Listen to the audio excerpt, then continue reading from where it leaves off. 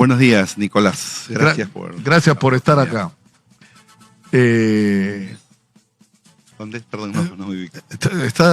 Está usted, mi estimado, como Belaúnde. ¿Cuál es mi cámara, por favor? Y ahí no te miraba más. No te miraba más, Belaúnde, hablaba a la cámara. La primera pregunta, Roberto, inevitable, exitosa, que fíjate, aparece en las encuestas y no es gratuito. Y por lo menos en nuestra parte no tiene la menor mala intención, pero es absolutamente legítima. ¿Cuál es el papel de Antauro Humala en todo esto? ¿Cuál es el papel que va a jugar en un eventual gobierno de Roberto Sánchez? Ya, es una pregunta que en realidad se ha exacerbado, ¿no? Yo diría por un afán de querer, vamos a decir, desestabilizar o echar miedo, ¿no? Respecto a los comportamientos que todos conocen, pues son bien singulares, el caso de Antauro, y son sus declaraciones, su trayectoria, sus palabras, y que por más que no representan ni forman parte ni del programa político de Juntos por el Perú, ni del tesón democrático del partido Juntos por el Perú, lo hemos dicho en todos los idiomas. Sin embargo, se insiste reiteradamente, ya yo creo con un fin de vamos a decir, de crear confusión, ¿no? A ver, en primer lugar, nosotros somos una organización que defiende la vida. Jamás hemos estado de acuerdo ni con fusilamientos, ni en el programa, ni pena de muerte. Es más, nosotros creemos en el sistema interamericano de derechos humanos y hay que fortalecer ese sistema. En segundo lugar, somos absolutamente democráticos. Jamás yo, como hombre católico, respetuoso de las confesiones religiosas, ¿no es cierto?, estamos de acuerdo con la profesión libre. Eso no tiene por qué discriminar a nada, para decir que, por una visión, vamos a decir que se ha dicho, ¿no?, de iglesia tahuantinsuya, pues se va a cerrar la iglesia católica, las iglesias evangélicas, y eso es absolutamente falso, tomadas de declaraciones en otro contexto, que se le ha puesto hoy como si fuera una situación así.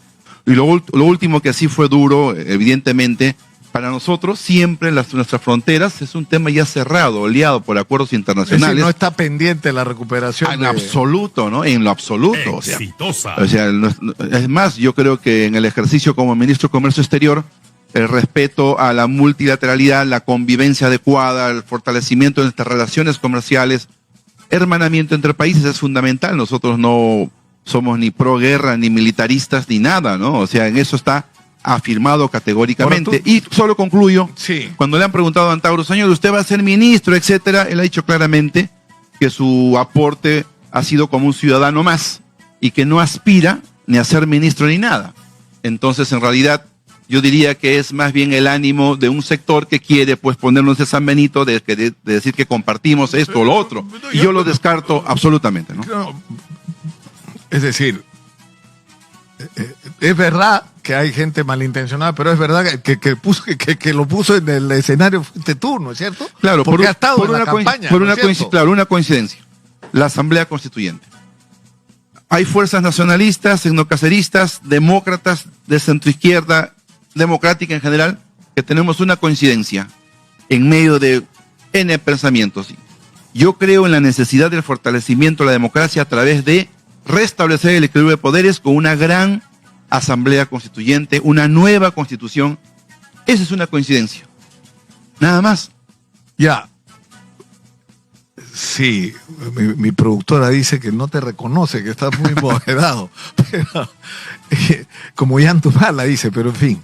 Es decir, para cerrar el tema Antauro Humala, es decir, Antauro Humala no va a tener ninguna participación en el gobierno de Roberto Sánchez si tú ganaras las elecciones. Está clarísimo eso, Nicolás Lucar, pero eso no significa, nosotros no vetamos. Pueden haber ideas las más discrepantes. Nosotros creemos en un Perú demócrata, lucha de ideas democráticas, cero violencia venga de donde venga, y eso significa no vetar. No hay que excomulgar. Las luchas ideológicas y políticas se hacen en democracia. Cualquier peruano puede opinar. Somos nosotros los que, con la responsabilidad del pueblo que nos ha traído hasta acá, el pueblo pobre extremo, comunidades rurales nos han dado esta tarea, y con 14 senadores de 60 y 32 diputados de 130, está clarísimo el mensaje.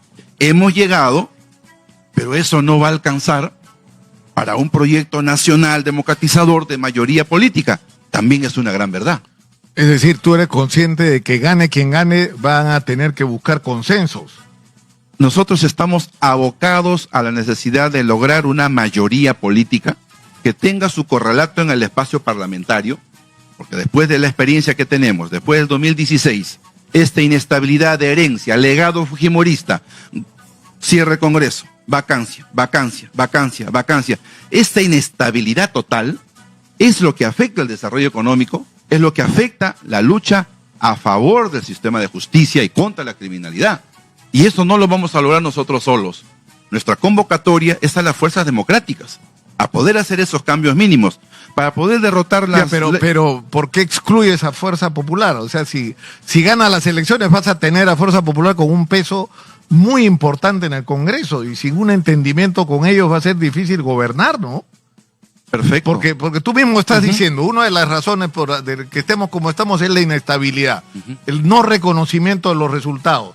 O sea, por ejemplo, si Keiko gana, ustedes van a reconocer ese resultado y van a colaborar con el gobierno, la van a dejar gobernar. El pueblo nos ha dado una responsabilidad.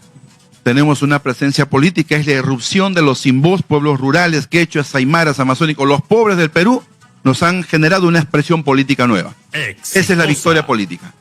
¿Eso es suficiente para gobernar el país? No. Necesitamos ampliar. Por esos consensos, ¿qué significa? Por ejemplo, vamos a respetar que se derogue el pacto criminal. ¿Eso va a ser un motivo de consenso? Lo ponemos en la mesa. A todas las fuerzas políticas las llamadas leyes pro crimen. Así es. Por ejemplo, el restablecimiento de la democracia por el equilibrio de poderes. Actualmente, cualquier presidente es ya cualquier cosa. ¿Por qué? Porque una mayoría parlamentaria simplemente lo puede vacar porque ya no tiene la moción que antes existía, el equilibrio, ¿no? Cuestión de confianza y la vacancia. Ya no lo hay.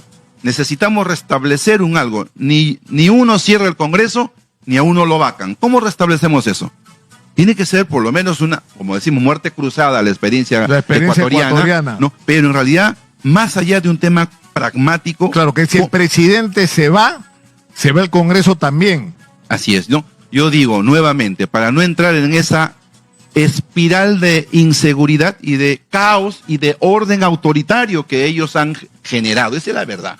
Entonces, ¿cómo restablecemos eso? Con gran consenso. ¿Estamos dispuestos al consenso? Absolutamente. Y es preciso, y si eso fuera la situación, nosotros pues tenemos una gran ventaja como peruanos, ¿no? Tenemos un papa peruano que apuesta por el consenso, por el diálogo, la reconciliación de verdad. Basta de la discriminación y persecución. ¿Estamos dispuestos a eso? Nosotros sí. El Papa debería venir el 28 de julio, creo yo. Y gane, es más, yo creo que eso debería ser un pedido formulado por ambos candidatos de que gane quien gane las elecciones, invitar a la transmisión de mando al Papa, que tiene una agenda cargada porque el mundo está de cabeza, pero creo que sería un gesto extraordinario para ayudarnos a esta reconciliación que el Perú necesita, ¿no? Totalmente de acuerdo. Mira, América Latina cree mucho en el sistema democrático, aún con todas sus desavenencias, y por eso nosotros, en el gobierno del presidente Pedro Castillo, cuando la disputa fue supina, planteamos el mecanismo de la aplicación de la Carta Democrática. Es decir, que la comunidad internacional nos ayude a solucionar las discrepancias agudas para evitar mayores costos. No se quiso. ¿Eso qué significó? Yo sé que hay temas contrapuestos, pero lo pongo porque forma parte de la historia política de estos años y no se puede tapar el sol con un dedo. Tú dices, Antauro no va a ser parte del gobierno. ¿Quién sí va a ser parte del gobierno? Es decir, porque yo lo he dicho, porque es verdad, estamos eligiendo el presidente o la presidenta de la República entre dos candidatos por los que el 83% del electorado nacional no votó. Tú tienes poco más del 7%, Keiko tiene alrededor del 10%. O sea, ninguno de los dos puede hablar a nombre de la mayoría del pueblo peruano porque no tienen a la mayoría. Es decir, tienen más votos que los otros, pero hasta ahí no más. O sea, es imposible que puedan gobernar sin alianzas. ¿Con quiénes se van a aliar a ustedes o con quiénes pretenden aliarse? Totalmente de acuerdo con tu diagnóstico, pero que no solamente deviene del acto de elecciones, sino porque no hemos logrado consolidar una reforma política, una reforma del Estado. Es decir, el sistema de partidos no existe se ha cambiado el procedimiento electoral, mira cómo está el sistema de justicia. En realidad, ese desorden produce estos problemas en la representación. Sin embargo, la solución es pues un gran consenso nacional y político. No hay otra forma. Nosotros creemos y estamos diciendo, hemos invitado no solamente a profesionales que integren nuestro equipo técnico y de plan de gobierno. Pero hay partidos que tienen representación en el Congreso, es decir, está para empezar el Partido del Buen Gobierno de Jorge Nieto. Sí, yo creo que es un partido muy valioso, así como Ahora Nación, así como Obras. En realidad hemos tenido acercamientos, más menos, y compartimos una visión siguiente, ¿no? La responsabilidad de una mayoría política con un gobierno de cambios básicos, con estabilidad para derrotar la pobreza, ampliar los beneficios del desarrollo económico contra la criminalidad. ¿Qué supone? Supone arreglos, acuerdos y consensos. Y hay claridad en que esto no es a diferencia de pactos. No, pero eso es a lo que iba. No, eso es a lo que iba, porque nos hemos acostumbrado a que en el Perú, por ejemplo, el gobierno de Dina Boluarte estaba construido sobre la base de una alianza de partidos, pero nadie daba la cara y por debajo de la mesa se repartían los ministerios a cambio de los votos, en vez de mostrar lo que estaba ocurriendo. Acá hay una alianza de un grupo de 4, 5, 6 partidos que han decidido mantener esto hasta el 28 de julio del 2026. O sea, esto va a ser diferente. Es decir, cuando tú dices Obras, Ahora Nación y el Partido del Buen Gobierno se van a sentar en una mesa, van a hacer un acuerdo, van a firmar un documento y van a dar la cara y van a decir vamos a ser parte de este gobierno. Bueno, ¿eso va a ocurrir o no? Nosotros tenemos esa aspiración, esa vocación democrática, porque no hay otro camino posible de lograr ese consenso mayoritario y parar este descalabro que está originando que sigamos siendo un país con mucha riqueza y con la inmensa desigualdad. Eso hay que acabar. Esa inestabilidad política hoy, esa visión de gobierno autoritario, se ha cambiado de facto el régimen político. Hoy nos dirige un gobierno parlamentario. Entonces eso no puede ser. Es preferible tomar decisiones con el pueblo, consultarle. No una asamblea cerrada para 60 reformas constitucionales. Vayamos a lo de la asamblea constituyente. Yo, te soy sincero, yo hasta ahora no termino de entender qué es exactamente lo que se propone con la asamblea constituyente, porque he encontrado diferentes versiones, diferentes contenidos, cada uno lo llena con lo que quiere, ¿no? Pero ¿qué significaría exactamente la propuesta de la asamblea constituyente? Yo te digo, a mí sinceramente no me asusta. Mira la experiencia de Chile, en qué terminó. Yo viví personalmente la experiencia de la Asamblea Constituyente de Haya de la Torre, que fue el momento más extraordinario de la democracia peruana, creo, en su historia. Pero ¿qué proponen ustedes? O sea, que, por ejemplo, ¿quiénes estarían representados? Diferentes a los actuales actores políticos. Vamos a pisando tierra, decimos, y mirando el horizonte, ¿no? A ver. Se necesita un gran consenso parlamentario, un gran consenso político para un proceso de nueva constitución, de un nuevo pacto social. ¿Ese consenso hay en estos momentos? No lo hay. Ni siquiera tenemos el derecho al referéndum, porque el Congreso, este gobierno parlamentario, ha relativizado y arrebató el derecho al referéndum al pueblo. No lo tiene. Lo que tendríamos que hacer primero, ¿no es cierto?, es devolver el derecho a la consulta nacional, al referéndum, al país, número uno. Y número dos, iniciar un proceso de conversación y diálogo con el agente político, los agentes económicos, agentes sociales, porque los países se refrescan en su institucionalidad constitucional y eso es sano. Pero eso significa un gran consenso. Le plantearemos al país, los 35 millones de peruanos creen que es el momento importante de hacer una nueva constitución, el pueblo dirá sí o no y eso se respeta. No como se convoca un referéndum, le dicen ¿usted quiere bicameralidad? El pueblo dice no. Y el gobierno parlamentario se hace en la noticia y implementa una bicameralidad. Ese tipo de cosas no queremos. Ahora, ¿qué cambios? No, pero antes de eso, antes de lo el tema es que, es decir, hay gente que concibe, y acá ha habido mucha influencia negativa de la manera como se concibió el tema constitucional, por ejemplo, en Venezuela, que es la manera de imponerle a la sociedad tu ideología, tu punto de vista, es decir, se supone que la Constitución lo que debe resumir es aquello que es común a la sociedad, incluso más allá de las ideologías. Es decir, son los consensos nacionales de lo que es el proyecto nacional y las reglas de juego que todos aceptamos como válidas. Entonces, no puedes hacer una constitución contra los fujimoristas, sino con ellos, porque son un sector de la sociedad. Es un pacto entre todos los peruanos. No es la imposición de una mayoría a una minoría. No, se necesita un proyecto de desarrollo nacional con la participación de todas sus fuerzas sociales, manteniendo equilibrios para que permita, pues, yo creo, predictividad de la justicia, democratización de los derechos económicos, la cultura, que el pueblo quechua, aymara, amazónico sea reconocido como tal, que no haya ciudadanos de segunda categoría, ni siquiera para el acceso a la titulación de tierras, a los servicios, que haya una economía también social de mercado y no monopólico, oligopólico, como tenemos hoy día. Entonces, esos planteamientos no lo va a hacer una fuerza beligerante, tiene que ser y único lo que tú estás diciendo, Roberto, es decir, eso supone tiempo. Sí, es un proceso. Eso supone un proceso en el cual, por ejemplo, ustedes mismos han ganado las elecciones y tú has obtenido como diputado como 15 mil votos, ¿no es cierto? Que de alguna manera es expresión de lo que es tu movimiento político particular, más allá del fenómeno que puedas expresar. Yo discrepo ahí contigo. No, pero si me dejas terminar, ¿no? O sea, a lo que voy es que en el Perú hay que construir partidos, porque si alguna lección nos deja todo este proceso de los últimos años, es que no tenemos partidos.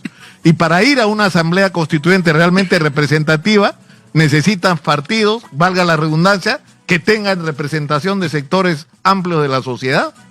Y es lo que precisamente no se tiene, ¿no? Por ejemplo, en razón de que, perdón, llegamos nosotros, ¿no? La academia no se explica todavía, porque las encuestas, igual que en el año 21, daban al presidente Castillo quinto, sexto, séptimo, igual también ahora, y no se explican qué ha pasado, y algunos dicen fraude y trampa, pero no. Es la expresión de los que no tienen voz, de los que están más allá de lo que se llama institucionalidad y este Estado. Entonces, ¿cómo hacemos que la visión política incluya a los excluidos, a los más pobres del Perú? Eso significa que el proyecto nacional que tenemos, pues no es coherente, no es democratizador, ni siquiera en el sistema de justicia. Entonces necesitamos un profundo proceso de democratización. Para nosotros, es un proceso. No basta minoría o mayoría parlamentaria, o no se trata de 5, 6, 7 nuevos partidos. Hoy hemos pasado de 30 y tantos partidos a 7, 8, con una posibilidad hoy de presencia parlamentaria para hacer una reforma política de verdad. El único camino es posible es la democracia. Yo, por ejemplo, Lúcar, yo he sido parlamentario, he llegado a ser parlamentario con un promedio de 30.000 votos. Como parlamentario, no candidato a otra referencia. En este proceso, en nuestro acuerdo político, yo voy como candidato a diputado por Lima. Es al final del proceso que la comisión política decide encargarme a mí, juntos con el pueblo, todos con el pueblo, presidente Castillo, nosotros, que yo sea candidato presidencial. Claro, yo no he hecho ninguna actividad de campaña cruzada de diputado por Lima. Yo he estado en las regiones porque la responsabilidad no es voten para mí por presidente, pero también en Lima, por favor, marquen el número 1. No, porque uno tiene que asumir no el plan B. Yo he sido candidato presidencial, no he podido hacer campaña en Lima, ni siquiera donde yo tengo mis padres, Huaral, Huacho, no he podido, el tiempo no alcanzó en medio de la pobreza, en medio de la poca disposición de recursos, y eso ha significado nuestro trabajo. Entonces, es una opinión decir que ese es el techo electoral o no. Yo diría que en todo caso, algunos también discrepan, ¿no? Dicen, estos votos son de Castillo, son de Sánchez, son del sombrero original o del sombrero Bamba. ¿De quiénes son? Que en realidad es un debate de discriminación, de eliminación del símbolo y la figura. Nosotros somos ese pueblo de los pobres y excluidos que nos ha traído acá Y la academia y la opinología no lo entiende aún. Ya, pero yo creo que la gran lección que de alguna manera te puede dejar, ya que, o sea, me queda claro para ir uno por uno, ¿no es cierto? Cantauro no va a ser parte del gobierno por lo que dices, que la Asamblea Constituyente es una reivindicación tal como tú la has planteado, pero que va a requerir un proceso. Así es. Que no es, o sea, lo que entiendo es que no es que esa Asamblea Constituyente ahora Asamblea Constituyente o muerte, como decían antiguamente, ¿no? Es una aspiración constitutiva de nuestro movimiento, pero también tenemos que ser concretos. Eso no es un capricho individual, surge del convencimiento de los actores políticos y sociales y vamos hacia esa perspectiva. Tú has hablado del tema de Castillo. Es decir, tú no puedes decir vamos a llegar al gobierno porque tú ya has estado en el gobierno. Tú has sido parte del gobierno de Pedro Castillo. Ministro. ¿No es cierto? Uh-huh. Entonces, yo muchas veces he hablado con gente que ha participado del gobierno de Pedro Castillo y se queja, ¿no es cierto? No reconocieron el resultado, jugaron el tiro al ministro. Que hoy no se beneficia del boom agroexportador. Venimos también de la minería, pequeño pueblo minero, que lucha por su formalización en medio de desencuentros. Pero también venimos de ese espacio de emprendedores que hoy mueren, ¿no? Y que no encuentran un sistema de justicia y un proceso de formalización inclusiva de un Estado neoliberal mercantilista. Nosotros creemos en la expansión de derechos, pero eso se hace con justicia y con democracia. O sea, en el Perú tú no puedes cosechar e ir matando gente y burlándote de la gente sin dar justicia, por ejemplo, a los mártires del sur, a los asesinados del sur. No puede ser. No puede ser que haya una visión economicista que dice, no importa la espalda fiscal, exonera impuestos, ineficiencia en la evasión de impuestos, en la tributación, y sin embargo, a los pobres los tienes desfinanciados. No puede ser. Entonces, ¿nosotros a qué aspiramos? Creemos que hay que recuperar estándares democráticos. Hay que recuperar y afianzar. Nosotros hemos dicho, de crecimiento, sí, pero con desarrollo humano. Estabilidad macroeconómica reafirmada, sí, pero que esa macroeconomía le diga algo a la microeconomía del comerciante, del bodeguero, ¿no? Del pequeño agricultor que hoy no siente que este Estado le da también las condiciones. Eso significa para nosotros, por ejemplo, hemos dicho, empecemos. Aumento de la remuneración mínima vital. Dicen que 1.816 soles debiera ser. Ya, empecemos con 1.500. Ya, convertamos a la educación en política de Estado, por Dios. La revolución educativa de nuestro pueblo. 10 jóvenes deben estar en la universidad, pero solo 3 lo logran. 5.1 solamente el PBI y la Constitución dice hace 30 años 6%. Debemos de ir creciendo. 14% de presión tributaria y en América Latina es 22%. O sea, la evasión, la elusión alcanza, según SUNAT y aduanas, Lúcar, el 9% del PBI. O sea, este Estado es un Estado ineficiente, corrupto, no representa un sano proceso de desarrollo económico, de desarrollo humano. Nosotros queremos democracia, inclusión, cero discriminación, con un gran proceso de consenso político. Vamos punto por punto, porque, es decir, la idea, es decir, para avanzar en los consensos, ¿no es cierto? No deberíamos perder lo que se ha logrado, porque tienes que reconocer que algún mérito hay. O sea, tenemos un presupuesto de la República de 260.000 millones de soles que no sale no nos ha caído del cielo, es producto de un proceso de crecimiento macroeconómico. Exitosa. Luego hablaremos de los efectos, pero uno de los factores ha sido la estabilidad que ha dado la independencia del Banco Central de Reserva de la decisión política.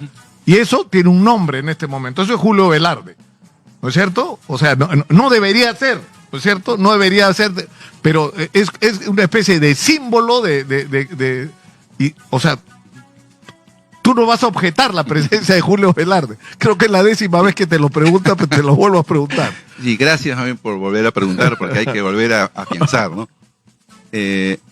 La estabilidad macroeconómica desde la Constitución del 79 y la autonomía del Banco Central de Reserva con un trabajo de meritocracia tiene su razón de ser en una actuación colegiada. Es una institución. Sí, el símbolo es importante, está bien, ¿no? Y nosotros hemos dicho, pues, si vamos a discutir de asuntos secundarios, ¿en qué nos afirmamos? En la necesidad de mantener la independencia del Banco Central de Reserva, de mantener la estabilidad macroeconómica. Hacia adentro nosotros tenemos algunas críticas de gestión, pero que no significan... Ya tú dices, por ejemplo, que las reservas deberían, te he escuchado, ¿no es cierto? Sí. Deberían tener más reservas en oro, Claro, dice, por ejemplo. y mayor también, por ejemplo, fijar las tasas de interés, ¿no? Porque nuestras tasas de interés, me parece a mí, son muy liberales alrededor ni siquiera de la tasa de interés bancario en nuestros países vecinos, ¿no? Entonces, yo creo que la inclusión económica y que hoy el pueblo microempresario, emprendedor, vaya al gota a gota, vaya al sistema financiero, afuera del sistema, es porque también necesitamos una mirada más inclusiva. Yo te decía, o sea, yo me presto $1,000, ¿no? O bien ahorro $1,000 y al año nunca voy a poder capitalizar. Entonces yo entiendo allí que hay necesidad de unos ajustes hacia adentro para mantener políticas pues que permitan también afianzar. Bueno, ¿Y no es posible concertar eso con Julio Velarde? hemos dicho que estamos de acuerdo, no solamente con una conversación, con un diálogo institucional respetuoso, ¿no? Y veamos pues la sucesión de manera dialogada, ¿no? Nosotros sabemos que... Sí, pero, o sea, no debería ser tan difícil, o sea, tú decir, Estoy de acuerdo. Sí creo que debe permanecer, no habría que buscarle un reemplazo. Mire, él ha dicho que se quiere ir ya el 28 de julio, termina su periodo, ¿no? Yo le digo, dialoguemos respetuosamente para mantener la institucionalidad, ¿no? Y veamos la sucesión de manera adecuada, en consenso con todos. Ojo, que quien ha puesto los directores de meritocracia ha sido el presidente Castillo. Porque quien ha puesto representantes políticos que no conocían nada del sector era Fuerza Popular, el Congreso. Entonces, el presidente en ejercicio, cuando se asuma, no tiene ninguna potestad de decir yo quiero esto o aquello, se refrenda con el legislativo. Entonces, eso es más, si uno dice yo quiero que este señor, esta señora sea presidente, se valida en el legislativo. Ahora, entonces, yo creo que ese proceso dialógico hay que hacerlo para tener a la meritocracia, manteniendo la estabilidad macroeconómica, y nosotros damos por cerrado ese tema importante y positivo. Eso es lo que crees. Eso es lo que crees. Porque va a seguir en la campaña. Ahora, tú acabas de hablar del tema de la minería y del tema de la agricultura exportación. Y dices que se ha desarrollado, por ejemplo, en el caso de la agroindustria, una agroindustria que ha excluido a los pequeños agricultores. Corrijo si es que te entendió mal. ¿Cómo no vamos a celebrar que de 500, 700 millones de dólares de hace 20 años haya habido pues un 15.000 millones de dólares un crecimiento pues histórico, ¿no? Y eso se saluda. Y ese sector ha recibido pues también promoción de inversión, ¿no? No solamente facilitaciones para la aportación en sus trabajadores, una ley especial de empleo y también de tributación, ¿no?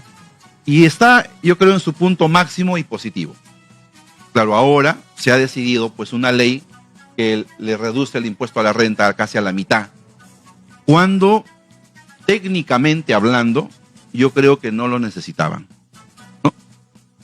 Dialoguemos una visión sensata de lo que significa cómo fomentamos y crecemos aún más. Pero dime, necesitamos también generar valor agregado en la agroexportación.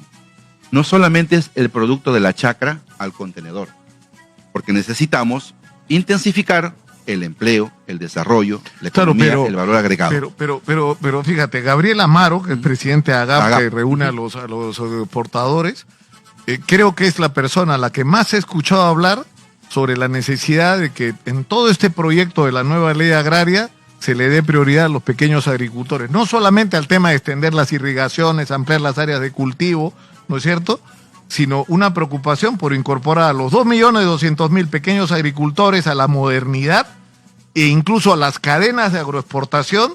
E incluso su preocupación ha ido más allá, porque él decía ya, si logramos incorporarlo y empiezan a hacer productos exportables, los grandazos se los van a comer, como ya está ocurriendo en algunos casos. Entonces hay que buscar formas de cooperativizarlos, como en España, de que se junten los pequeños agricultores y negocien de igual a igual sus productos como si fueran una gran empresa. Roberto, esa iniciativa no la está planteando un socialista, la está planteando el presidente Agap. Nosotros, ¿no? cuando hemos estado... Eso estamos de acuerdo. No se va a reconocer. Estamos de acuerdo, pero es una palabra en el vacío, Nicolás Lúcar, porque no hay la voluntad institucional corporativa de los actores en traducir en instrumentos, herramientas, financiamiento, acompañamiento técnico, marco regulador, una tributación especial. No lo hay. Entonces, es una palabra al cual yo lo conozco a Gabriel, sé de su valor.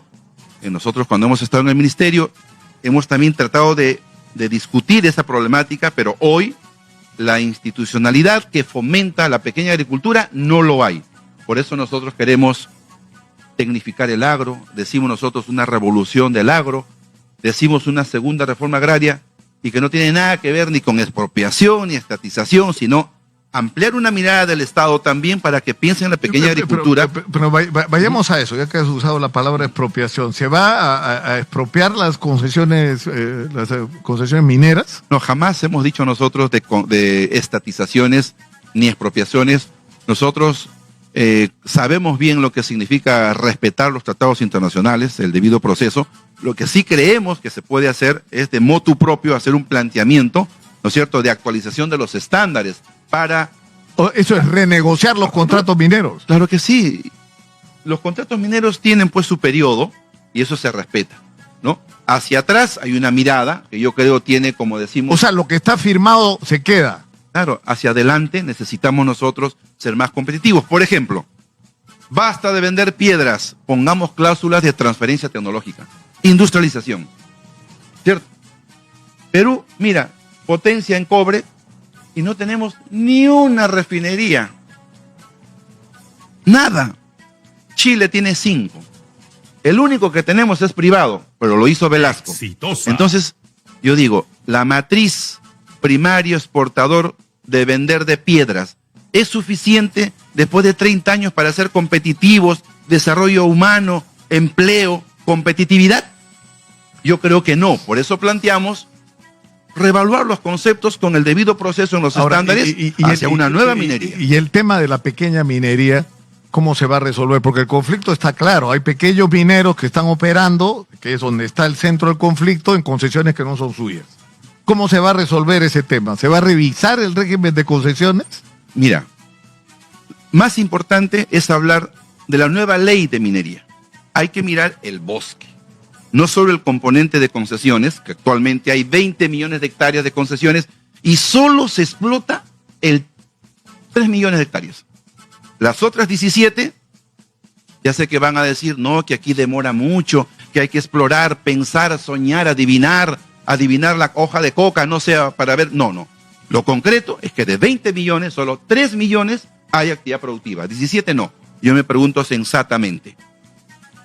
Evaluemos todo el contexto para poder democratizar el acceso que permita a todos y todas ser emprendedores. Estándar número 1, responsabilidad ambiental, uso de tecnologías limpias. 2, consulta previa participativa. Régimen laboral y tributación, porque hoy de los 15,000 millones o 12,000 millones de dólares en oro, etcétera, la informalidad ha venido también ya empatando, ¿no? Entonces hoy eso hackea y nos hace falta a nosotros. Pero entonces, eso tendría que ir de la mano, porque yo he escuchado a Roque Benavides, me lo dijo un día en una entrevista y no deja de tener razón. A ver, anda a hacer un proyecto minero, ¿cuántos años te toma? O sea, es tan complicado que más fácil es tener un reinfo. Con el reinfo te inscribes el viernes, allá no se puede, ¿no? Y claro, el lunes estás operando. Es por eso pero una operación minera formal te puede demorar 8 años. Sí, o sea, tiene que haber una simplificación de procedimientos y tiene que todo ser más ágil, el Estado tiene que ser más amable. Hay que tener mayores estándares, ¿no? Por ejemplo, en Chile no es así, ¿no?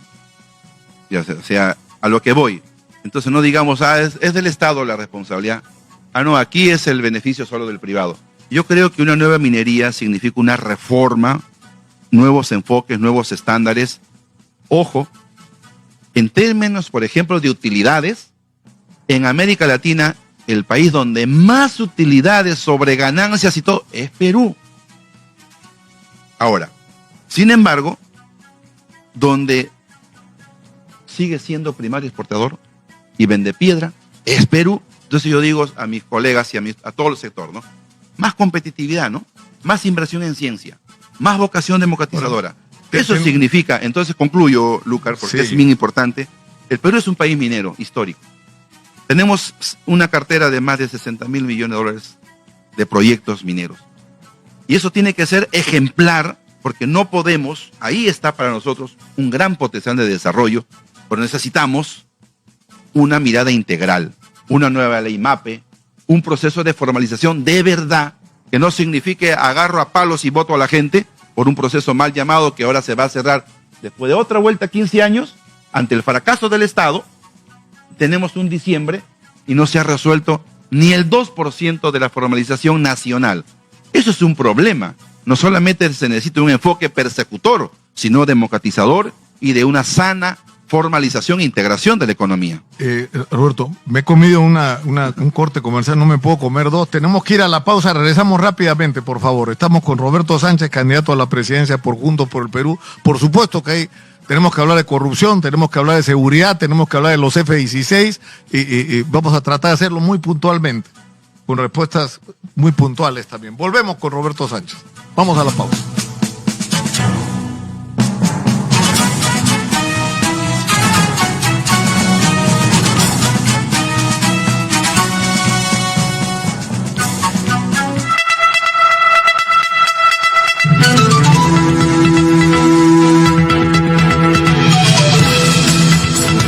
El tiempo no se detiene.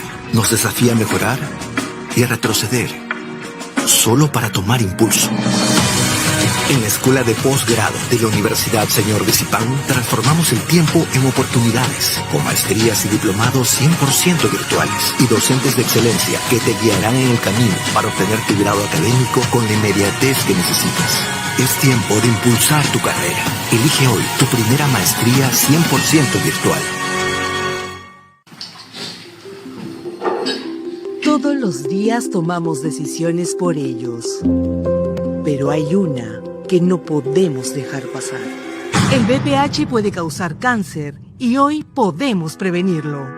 Firma el consentimiento o llévalos a un establecimiento de salud para vacunarlos. Es gratis. Solo es una dosis para niñas, niños y adolescentes. Protegerlos hoy es la mejor decisión. Gobierno del Perú.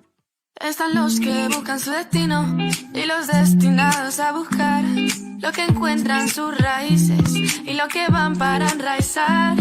Hay formas de ir a Europa y no tantas de volar, porque volar es parte de tu destino y ahí está tu libertad.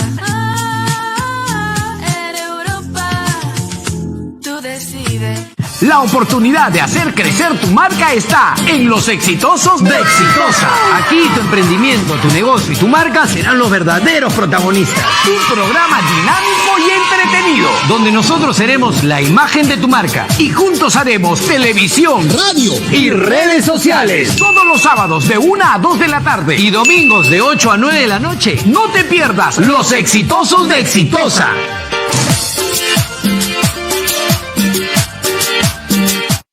En 4 años demostramos que juntos lo podemos hacer todo, porque no solo fuimos tu voz, fuimos tu apoyo e hicimos nuestra, tu bandera. Salva una olla de Exitosa. 4 años al servicio de las poblaciones más vulnerables del Perú. Salva una olla. 4 años. Exitosa. La voz de los que no tienen voz. Comunícate al WhatsApp de Exitosa 940-800-800. El WhatsApp de Exitosa. En tiempos de noticias falsas, Exitosa es la verdad.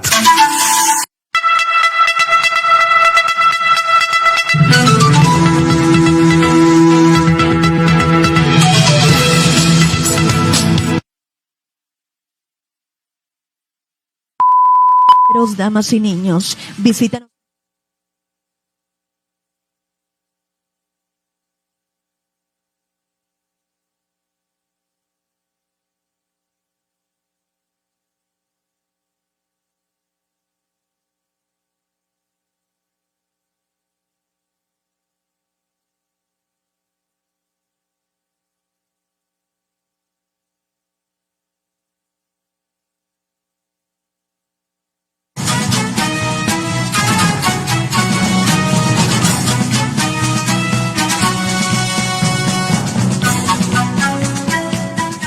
Estamos en Exitosa, la voz de los que no tienen voz. 95.5 en la FM en Lima, canal 34, en Movistar 6.1 en la televisión digital terrestre. Soy Nicolás Lúcar, esto es Hablemos Claro. Estamos en nuestra secuencia Elige Bien con Roberto Sánchez, candidato de Juntos por el Perú. Vamos a ser bien puntuales porque entiendo que el candidato tiene obligaciones como padre de familia que cumplir. Punto por punto y súper concreto. Corrupción. Para todos los ciudadanos es un problema igual de grave que la inseguridad. ¿Qué va a hacer Roberto Sánchez para acabar con la corrupción en el Perú?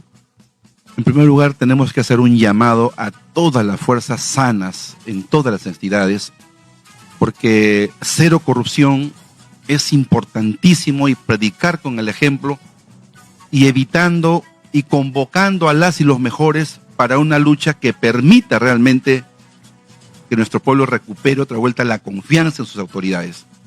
En el otro lado significa muerte civil, significa reordenar el sistema de justicia, la Policía Nacional, la ley de contrataciones, para que pueda haber una persecución del delito frontal. El gran problema nuestro es de todos estos años de una corrupción de fenómeno y que realmente ha minado la autoridad, ha minado el gobierno, la política, la representación. Nuestro gobierno será de cero corrupción desde el primer día. Ahora, y la meritocracia, es decir, porque uno de los problemas es que los puestos nombrados a dedo de gente desesperada por utilizar el préstamo público para ver qué se pueden levantar. Es muy importante, yo creo, hay un conjunto de mecanismos que garantizan las designaciones adecuadas, idoneidad, etcétera, ¿no? Y más bien, eso hay que reforzarlo, porque la única forma posible es con gente probadamente con experiencia en el campo, ¿no? La representación es distinto, pero la labor de Estado, asuntos de Estado, reforma del Estado, política pública, política de Estado significa gente que esté altamente preparada, y nosotros convocamos a todo ese sector. Yo soy de la Universidad Pública, soy sanmarquino, vengo de allí, pero no solamente pues pienso en la universidad pública, ¿no? Pienso en las universidades privadas, buenas de todo el Perú, para que tener un ejército de sanos profesionales para recuperar, yo creo, nuestra patria con honestidad y buen gobierno. Y la inseguridad ciudadana que nos agobia, que ya llegó al límite. Nosotros estamos de acuerdo, Nicolás Lúcar, en que hay que hacer modificaciones constitucionales para que se permita el uso excepcional de la Fuerza Armada en auxilio, no a sustituir, en auxilio de la Policía Nacional. No solamente por el tema de la percepción, sino por el tema de, precisamente, fuerzas preparadas. La inteligencia, que es un tema clave, está desarticulado, hay que integrarlo. Nosotros decimos Policía de Investigaciones del Perú. Decimos también mejorar las condiciones propiamente laborales con seguro de vida del propio efectivo policial. Es decir, en las actuales circunstancias necesitamos darle las competencias, infraestructura, modernización, mejores sueldos, remuneraciones, y es una lucha de toda la sociedad. Nosotros abrigamos que el capital social podamos incluir, donde hay presencia fuerte de comunidades campesinas, un rol clave en prevención del delito. Donde están los ronderos, también un ejercicio que sean incorporados como capital social. La lucha contra la inseguridad y el crimen es una lucha de toda la sociedad, es una política de Estado, no solo del gobierno. Ahora, ¿y quién va a ser ministro del Interior? ¿Tienen eso definido ya o todavía? No lo tenemos definido. Hay un equipo que actualmente en todos los temas de lucha contra la inseguridad, justicia, está siendo liderado por el doctor José Domingo Pérez, ¿no? Es uno de ellos. Dentro de un equipo diverso de especialistas, nosotros estamos caracterizando el problema, refiriendo a la solución, y convocamos a las y los mejores, precisamente, que tienen ese arraigo, ¿no?, para poder liderar las políticas del sector. Ahora, ha habido todo un incidente con el presidente Balcázar, estuvo acá sentado donde tú estás, Roberto, diciendo que él prefería que la decisión sobre la adquisición sobre los aviones para la Fuerza Aérea la tomara el próximo gobierno, y hubo una crisis muy, muy grave que terminó con expresiones, la verdad, digamos, usemos el término más diplomático, no adecuadas de parte del embajador de Estados Unidos, que terminó en que finalmente se firmó el contrato y se pagó un adelanto con los F-16. ¿Qué va a hacer Roberto Sánchez con esto? ¿Va a continuar ese proceso de compra? ¿Se va a revisar? ¿Qué va a hacer el gobierno de Roberto Sánchez en el caso de que gane las elecciones? Dos comentarios, ¿no? Hacia adentro, yo diría que se ha manejado muy mal este asunto contractual. Si bien es cierto, los temas contractuales tienen su procedimiento, incluso pueden ser también de negociaciones confidenciales por materias de seguridad de Estado, etcétera, ¿no? Pero esas se hacen en el debido proceso y se van avanzando como corresponde, ¿no? Si hubo una discrepancia y el presidente en ejercicio interino quería pues dejar en suspenso, pero sí había mecanismos consensuados, técnicos, en realidad esa decisión tuvo que respetarse. No se respetó, ¿no es cierto? La candidata Fujimori, eso es lo que yo critico, ¿no? Porque ella dice que este no es su gobierno. Discúlpame, es su gobierno. Porque ¿dónde aquí el presidente en ejercicio dice no se compra, no se contrata, no se paga? Y la candidata sale a decir se compra, se paga y etcétera. O sea, eso hacia adentro es vergüenza propia porque significa lo disfuncional y desarreglado hacia adentro. Pero los contratos se respetan, Nicolás Lucar. Los procedimientos no se va a revisar el contrato de los F-16 entonces. Yo creo que hay que respetar el procedimiento contractual. Los temas de la modernización de las Fuerzas Armadas es un tema de hace tiempo, ¿no es cierto? Si era pertinente o no, quien ha tomado la decisión ya lo tomó y está en camino. Ahora, el remedio es peor que la enfermedad.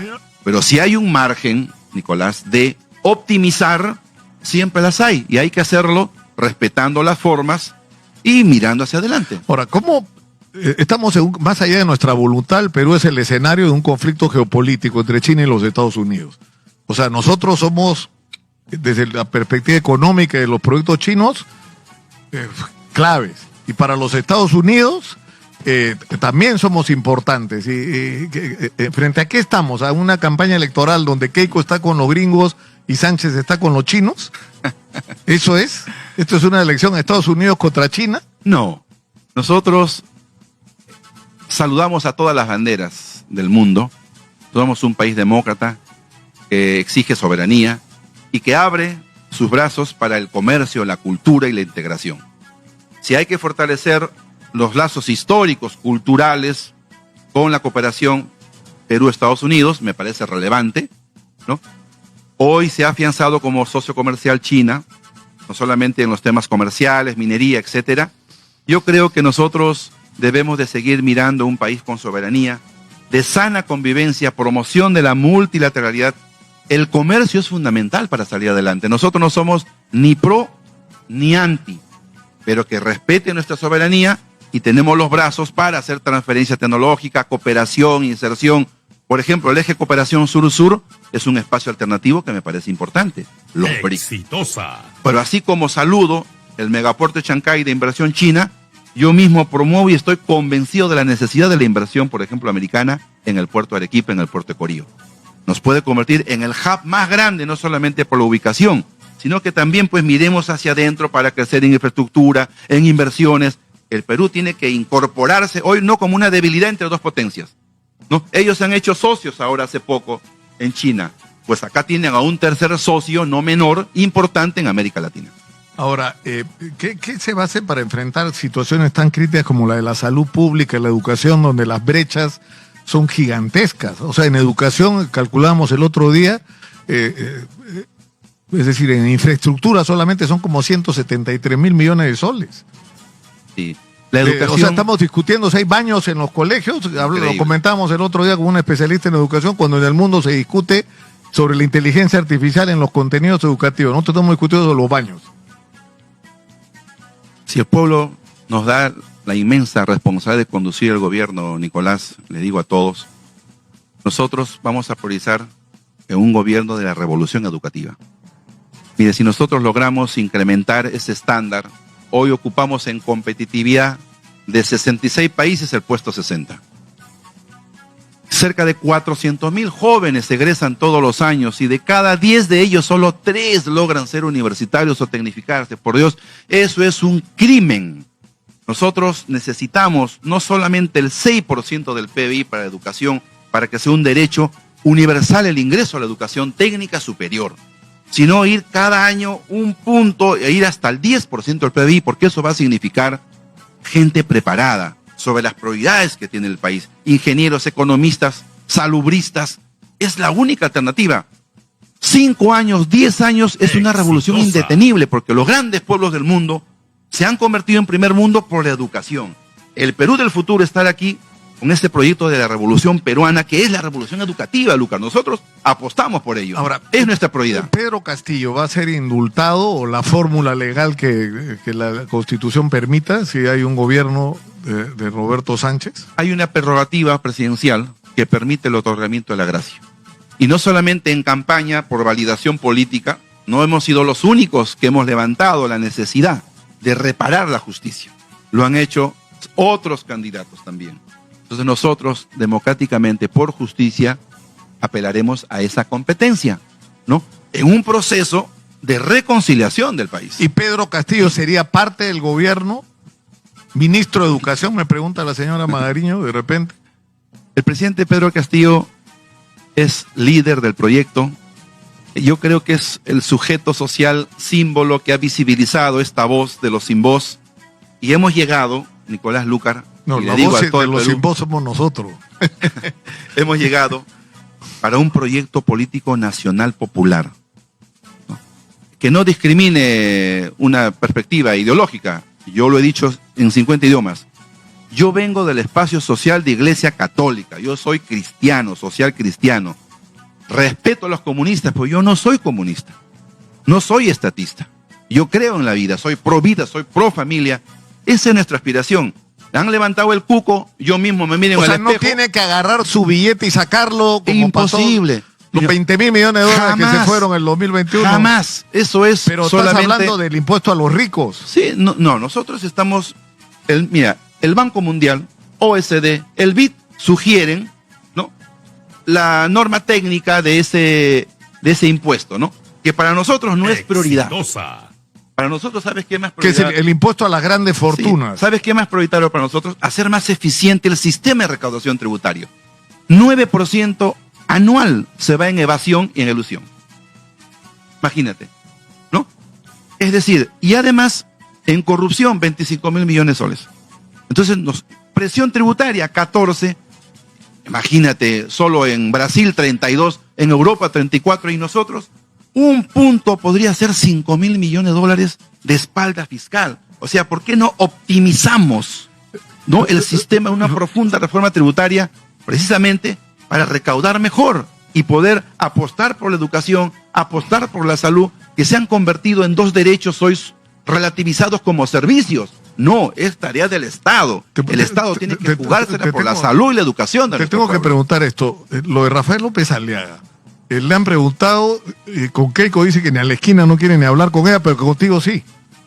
¿Tú hablarías con él en esta propuesta que estás haciendo de lograr un entendimiento en el Congreso? ¿Lo incluirías a él? ¿O te sentarías siquiera a conversar con él? Mire, para que el profeta haya pasado 40 años en el desierto y llegara al proyecto de la nueva tierra, se ha necesitado el consenso. Mira, yo no reconozco en ningún otro peruano un enemigo. Yo vengo de abajo de la pobreza. Ese es el enemigo, Lúcar. Sufrí enfermedades, exclusión, discriminación, como hoy están 9 millones de peruanos. No es un estándar de vida. Pongamos los guantes al costado y miremos el Perú democrático, de justicia, sin persecución, con reconciliación de verdad. Esa es mi apuesta. ¿Y eso qué supone? Sentarte con dialogar, todos, conversar. Tenemos que ponernos de acuerdo.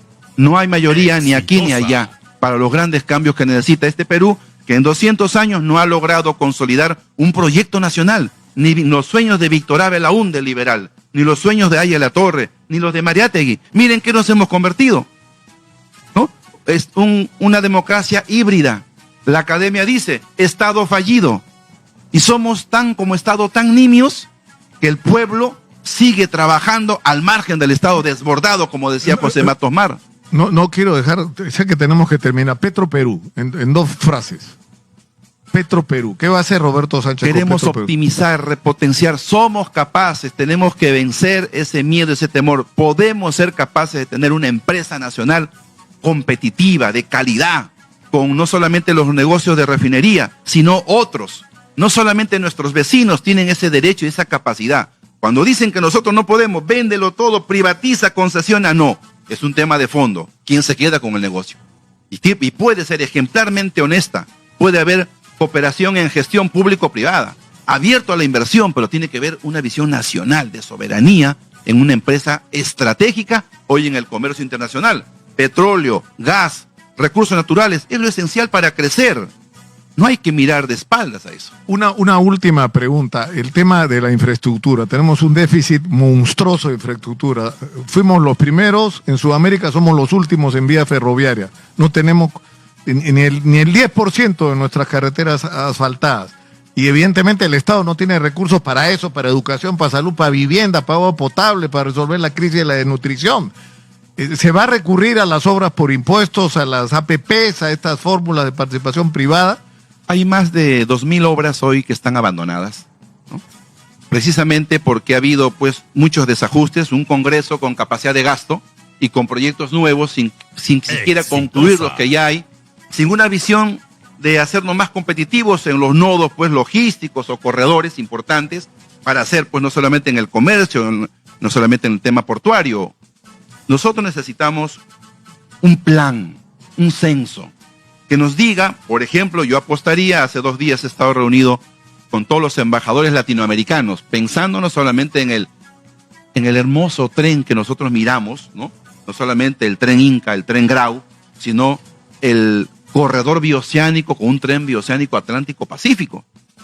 Mirando a Brasil, evidentemente, yo creo que es importante que hagamos una actualización para identificar las prioridades en infraestructura. Sin infraestructura de carreteras, sin infraestructura portuaria, ferroviaria, no vamos a desarrollar, no seremos competitivos. Sabemos el déficit que hay en infraestructura, pero tenemos que ser capaces de ordenar casa para no solamente crecer con 3.2 del PBI. Sí podemos llegar a 4 o 5, solo Chancay es 1.5 y está en su tercera parte. Yo imagino cómo será cuando esté en 3 veces más o cuando empiece Corío, ¿no? O cuando hagamos una minería más competitiva para no solamente vender piedras, ser industrializados, generar valor agregado. Son sueños que tenemos, que hoy ponemos sobre la mesa para un Perú que no hay que tener miedo, hay que ser valientes. Nosotros no vamos a quitar nada a nadie, ni sus sueños, ni sus esperanzas, ni su tierra. No estatizamos, es mentira eso. Hay que creer acá de dónde viene más bien ese temor. Nosotros somos demócratas, nos afianzamos desde ahí. Tenemos que terminar, Roberto. Yo quisiera que en un minuto te dirijas a la gente que tiene que decidir qué hacer. Que quiero insistir en esto. El 83% de peruanos no hemos votado, me incluyo yo, porque yo no he votado ni por ti ni por Keiko. Y yo, como el 83% de peruanos, tenemos que decidir qué hacemos el día 7 de junio. ¿Qué le dirías tú a toda la gente que no votó por ti? Yo le diría que tengamos una mirada de esperanza, de camino que se hace en el proceso. No audacias, sino valentía, camino democrático, ruta democrática. Nosotros queremos democratizar los derechos. No puede haber discriminación. Basta de un Perú con discriminación y con racismo y con desigualdad. Qué bien que hay riqueza, pero está concentrada en pocas manos. Ampliemos esos beneficios para todos los peruanos. Somos la voz de los quechos, aymaras, campesinos, amazónicos y los más pobres del Perú, que nos han traído con 14 senadores y 32 diputados, y con ello no alcanza para la gran visión patriótica de consenso que el Perú necesita. Necesitamos avanzar contigo, hermano, hermana, compañero joven, adulto mayor, joven con discapacidad, si somos capaces de ser grandes, como cuando fundamos Caral. El 7 de junio es nuestro reto, Juntos por el Perú. Muchas gracias, Roberto, muy gentil por estar con nosotros, y por supuesto estamos coordinando con el equipo de Keiko Fujimori para escucharla a ella. También vamos a usar el mismo tiempo, el que sea necesario, para que ponga también sus puntos de vista y sus propuestas. Cerramos por hoy. Elige bien. en Exitosa.